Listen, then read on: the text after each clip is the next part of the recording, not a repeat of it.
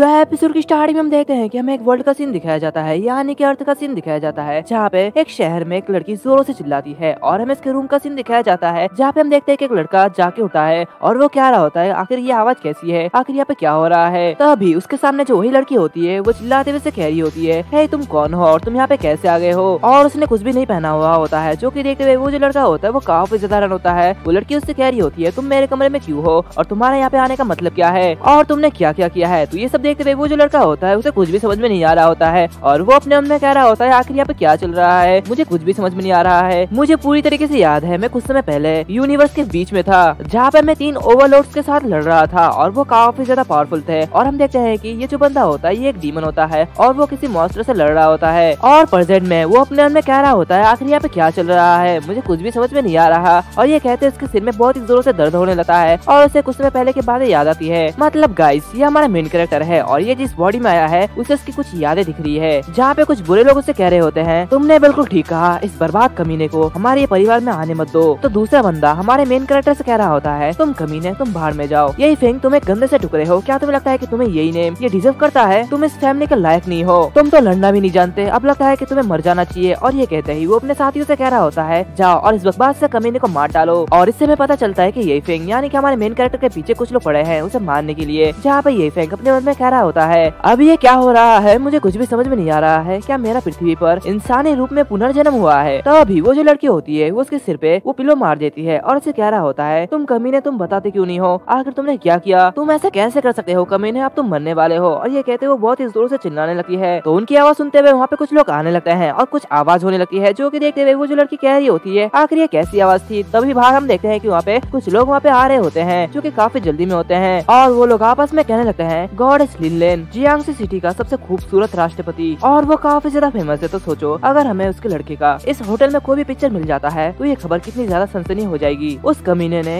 Young master gong यून फे के मंगेतर के साथ सोने की हिम्मत की है। अब उसे पता चलेगा कि ऐसा क्या होता है, अब हम उसकी जिंदगी को बर्बाद कर देंगे। तो उनकी आवाज सुनते हुए वो जो लड़की होती है वो कह रही होती है, अरे नहीं, ये काफी ज्यादा बुरा है, उन्हें कैसे पता चला कि मैं यहाँ पे हूँ, और अगर ऐसा हो जाता है तो केवल हमारी कंपनी खराब नहीं होगी बल्कि मेरा फियांसी मुझे डेफिनेटली मार डालेगा। एंड ये सब देखते हुए ये फेंग अपने मन में कह रहा होता है, जरूर ये ट्रैप है, मुझे जल्दी यहाँ से निकल जाना चाहिए। इस बॉडी के ओनर का लिनलैन से कोई भी लेना देना नहीं था। कुछ नॉकआउट ड्रॉ पीने के बाद दोनों के होश उड़ गए थे और दोनों ही एक बिस्तर में पड़े थे। इसका पर्पस बस लिनलैन को उसके सभी पदों और प्रतिष्ठा को खोना है, जिसकी वजह से ये जो बॉडी है ये एक बहुत ही दर्दनाक और अपमानजनक मौत मरेगी। लेकिन आखिर वो कौन है जो कि इस बॉडी के मालिक को चोट पहुंचाना चाहता है। दूसरी तरफ हम बाहर देते हैं कि वो लोग आपस में कह रहे होते हैं, क्या तुम्हें अपना सामान मिल गया है। तो ये सुनते हुए दूसरा बंदा कह रहा होता है, बिल्कुल मैंने किया, ये सब यंग मास्टर हु का धन्यवाद है हमें इतनी बड़ी एक्सक्लूसिव खबर बताने के लिए। और उन सब की बात ये फेंग सुन लेता है और अपने मन में कह रहा होता है, यंग मास्टर हूँ, आखिर ये कौन है। और ये कहते ही वो अपने मन में याद करने लगता है, जहाँ पे यंग मास्टर हूँ उसके सामने होता है और कुछ लोगों से दबा के नीचे जबरदस्ती रखे हुए होते हैं, जहाँ पे यंग मास्टर उससे कह रहा होता है, तो तुम हमारे खिलाफ जा रहे हो, आखिर तुम्हारे पास इतनी हिम्मत कहाँ से आई, तुम कमीने। ये सुनते हुए ये फेंग कह रहा होता है, नहीं प्लीज मुझे जाने दो। तो वो यंग मास्टर हूँ कह रहा होता है, अब तुम्हें मरना होगा। लेकिन वो बूढ़ा आदमी आखिर तुम्हें इतना पसंद क्यों करता है। तो उसकी बात सुनते हुए ये फेंग उसे देख रहा होता है बहुत ही बुरी तरीके से। तो ये सब देखते हुए यंग मास्टर हूँ से कह रहा होता है, तुम मुझे घूर क्यों रहे हो, आखिर तुम्हारी हिम्मत कैसे हुई, तुम गंदगी, अब तुम मरने वाले हो। और सब कुछ ये फेंग को याद आ जाता है और वो कह रहा होता है, ये हूँ तो ये तुम हो। और ये कहते ही वो कुछ एनर्जी से क्रिएट करने लगता है और वो पूरे अपने आप को एनर्जी में बदल देता है और वहाँ से बाहर निकल जाता है। और उसकी एनर्जी इतनी ज्यादा होती है कि बहुत लोगों को दिखाई देती है और वो लोग काफी ज्यादा रन होते हैं। ये फेंग एक जंगल में जाते हुए उस एनर्जी से फिर से इंसान में बदल जाता है, यानी कि ये फेंग में बदल जाता है, जहाँ पे उसी के साथ साथ उसके खबरें भी आ जाते हैं और वो जोरों से हंसने लगता है और आगे बढ़ते हुए कह रहा होता है, तो हाँ ये काफी ज्यादा इंटरेस्टिंग होने वाला है। तो दूसरी तरफ हम देखते हैं कि उसी कमरे में वो सारे के सारे लोग घुस जाते हैं, मतलब दरवाजा तोड़ देते हैं, जो कि देखते हुए वो जो लड़की होती है वो चिल्लाते हुए कह रही होती है, किसी ने दरवाजा तोड़ दिया है, ये सभी चोर है। और वो ये कहते ही चिल्ला रही होती है। वो लोग आपस में कह रहे होते हैं, आखिर यहाँ पे क्या चल रहा है, ये सब क्या है, और ये फेंग वो कहाँ पे है, और आप मिस लिंग आप यहाँ पे कैसे अकेली है। ये सुनते हुए वो जो मिस लिन होती है वो काफी ज्यादा रन होती है और अपने मन में कह रही होती है, क्या ये फेंग आखिर वो कहाँ पे चले गया। और ये कहते वो इधर उधर देखने लगती है